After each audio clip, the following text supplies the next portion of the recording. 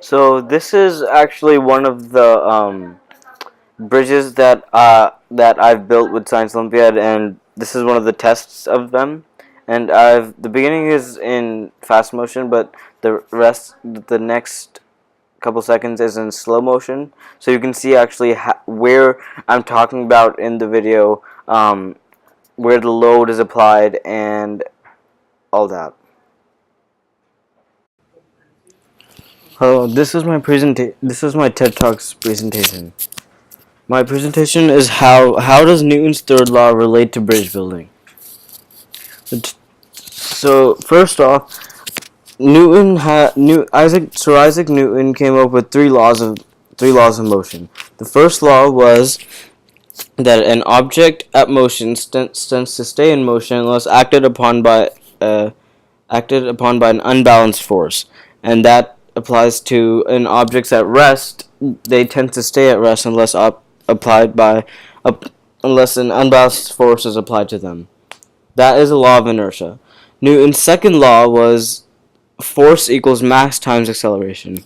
Now, Newton's third law was every action has an equal but opposite reaction. This is the law we will be relating to bridges in this TED Talk. The topic we'll be exploring is in this TED Talk is how Newton's third law relates to a bridge breaking. Also, we will explore how a load's angle coming on the bridge can change how a bridge can perform.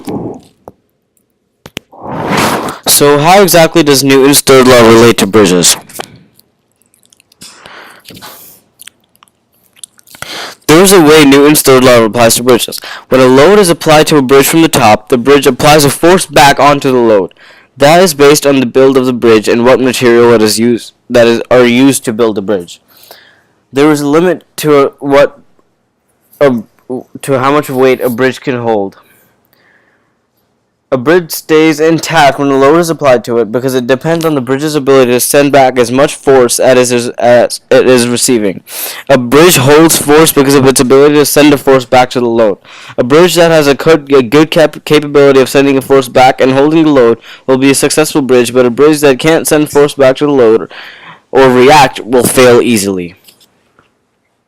So what is the action and reaction in this process? The action is the load coming on the bridge, and the reaction is the bridge sending a force back. There is one main variable that is in this process. The main variable is the angle of where the load is being applied on a bridge.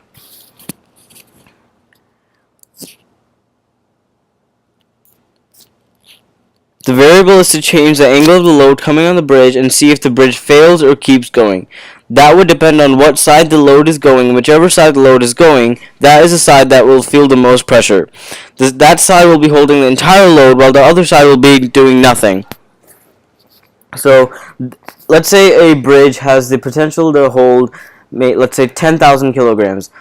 If the load is off-centered or very close to the side of the bridge, then the bridge will only have maybe even half or even less than half of its full potential of holding that mass. So the bridge might only hold only 2,000 or 2,500 grams. That's because all the pressure is going on one side of the bridge. For one side of the bridge, as you can see here, one side of the bridge here, and all the pressure is going there, and that can really break your bridge. If the load isn't placed in the center, then the bridge will be able to hold then the bridge will be holding its max potential, and the force will be directed. The action force will be directed through both legs, and the bridge will be able to support that load upward, and the bridge will have a greater capability of sending a force back up to the load because the load will be coming up on here on the top. And that's how this bridge relates to the third law. Here are some here are some times, or not times, efficiencies and experiments that I did with the bridge, and these are my graphs for it. When a load is applied closer to one leg, let's say on try number 1, the distance from the center of the bridge was 4 centimeters, and that carried 4,000 that carried four that only carried 4,000 grams of sand. The efficiency was 800. That was because it was a 5-gram bridge. When on try number 2, I did the distance from center was 3 centimeters, and the load carried was 6,000. So as you get closer to the center, the load is actually more divvied up into the bridge. So it's easier. So the bridge can hold more. And that efficiency was 1,200. On try number 3, I put the distance from center was 2. That load carried 7,000 grams, and the efficiency was 1,400. Now on here, I kept the load on center, and I measured the weight, but it came at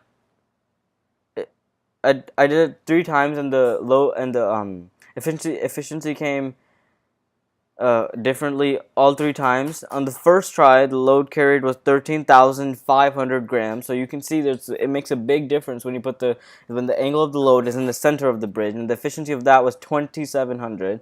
On the try number 2, the load carry was 12,500. That was 2,500 efficiency, and on try 3, it's 12,000.